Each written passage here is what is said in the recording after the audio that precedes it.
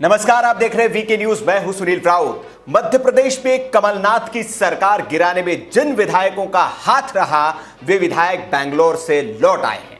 ये विधायक बेंगलुरु में 12 दिनों तक ठहरे रहे। इनसे मिलने के लिए कांग्रेस के कई आला नेताओं ने संपर्क भी किया, लेकिन किसी भी बागी विधायक ने इन नेताओं से मुलाकात नहीं की। आज इन 22 में से 21 कांग्रेस के पूर्व विधायकों ने भारतीय जनता पार्टी का दामन थाम लिया है। इनमें से एक बिसाहुलाल साहू पहले ही बीजेपी में शामिल हो चुके थे। ये सभी नेता बेंगलुरु से दिल्ली पहुंचे थे। पहले इन नेताओं से ज्योतिरादित्य सिंधिया ने मुलाकात की। इसके बाद सभी बीजेपी अध्यक्ष जेपी नड्डा के आवास पर पहुंचे। इस दौरान कैलाश विजयवर्गीय, नरेंद्र सिंह तोमर और धर्मेंद्र प्रधान भी मौजूद रहे। यहीं पर इन सब नेताओं को बीजेपी ज्वाइन कराई गई। खबर है कि गृह मंत्री अमित शाह भी इनसे मुलाकात कर सकते हैं, जिसके बाद आगे की रणनीति पर चर्चा होगी। ये सभी पूर्व विधायक चार्टर्ड प्लेन से दिल्ली पहुंचे थे। अब आज रात इनके भोपाल पहुंचने की संभावना है, जहां भोपाल बीजेपी दफ्तर में इनका स्वागत हो सकता है। वैसे इसकी संभावना कोरोना की वजह से कम दिखाई दे रही है, क्योंकि भारी भीड़ के साथ इनका स्वागत हो नहीं सकता।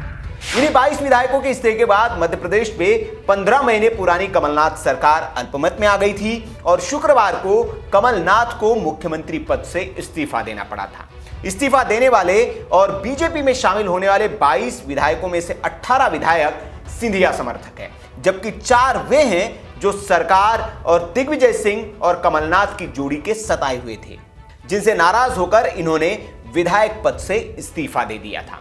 इनमें से 2 विधायक इंदल सिंह कसाना और बिसाहुलाल साहू दिग्विजय सिंह के समर्थक माने जाते हैं, जबकि हरदीप सिंह डंग और मनोज चौधरी किसी भी गुट में नहीं थे, जिस वजह से इनको हमेशा उपेक्षा का शिकार होना पड़ा। जाहिर है अब इन सीटों पर उपचुनाव होगा, जिसका गणित भी समझना जरूरी है। इस्तीफा देने वाले 22 विधायकों में 16 विधायक ग्वालियर चंबल क्षेत्र से आते हैं और इस क्षेत्र में सिंधिया का खासा दबदबा है। विधानसभा चुनाव में भी सिंधिया के दम पर ही ये सारे विधायक चुनाव जीतकर विधानसभा में पहुंचे थे। अब सिंधिया की ताकत बीजेपी के साथ जुड़ने की वजह से इन सीटों का जीतना बीजेपी के लिए बेहद आसान हो गया है, क्योंकि इस बार कांग्रेस यहां पहली बार सिंधिया के बिना ही मैदान में उतरेगी, जो उसके लिए बेहद घाटे का सौदा साबित होगा। संभवतः मई जून में चुनाव आयोग प्रदेश की खाली 25 सीटों पर उपचुनाव करा सकता है।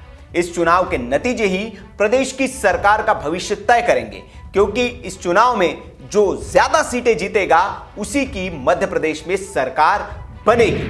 वैसे एमपी कांग्रेस की ओर से दावा किया गया है कि अगस्त तक कमलनाथ फिर सूबे के सीएम बन जाएंगे। इसलिए हमें बहुमत के गणित को समझ लेना चाहिए, क्योंकि कांग्रेस का दावा इन्हीं उपचुनाव के आंकड़ों पर आधारित है। 230 सीटों वाली मध्य प्रदेश विधानसभा में बहुमत का आंकड़ा 116 होता है। बीजेपी के पास अभी 106 विधायक हैं, मतलब बहुमत से 10 सीटें कम। अगर 230 विधायक होते तब तो अगर ये 10 सीटें उपचुनाव में बीजेपी जीत जाती है तो वो अपनी सत्ता को बरकरार रख सकती है।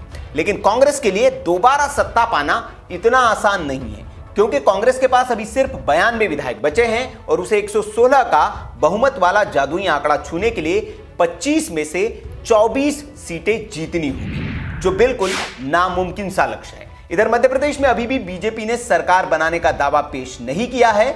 वजह है बीजेपी विधायक दल की बैठक, जो पहले शनिवार को तय थी, लेकिन कोरोना वायरस के चलते बैठक 23 मार्च तक टाल दी गई है। इसमें विधायक दल के नेता का चुनाव होगा। इसमें दिल्ली के पर्यवेक्षक के रूप में धर्मेंद्र प्रधान और प्रदेश प्रभारी विनय सहस्त्रबुद्धे भोपाल जाएंगे। 25 मार्च को नवरात्र की घट स्थापना के साथ ही बीजेपी सरकार बनाने का दावा पेश कर सकती है। जनता कर्फ्यू की वजह से शपथ ग्रहण समारोह में भी देरी हो सकती है।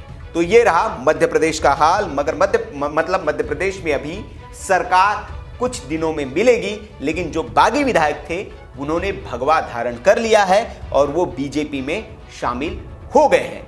अब सबकी नजर उन उपचुनाव पर होगी, जो मध्य प्रदेश की सरकार का भविष्य तय करेंगे। तो आपको यह खबर कैसे लगी, आप हमें कमेंट बॉक्स में बता सकते हैं। अच्छी लगी हो तो लाइक करें, शेयर करें और ऐसी खबरों के लिए आप हमारे चैनल को सब्सक्राइब कर लीजिए। देखते रहिए वीके न्यूज। नमस्कार।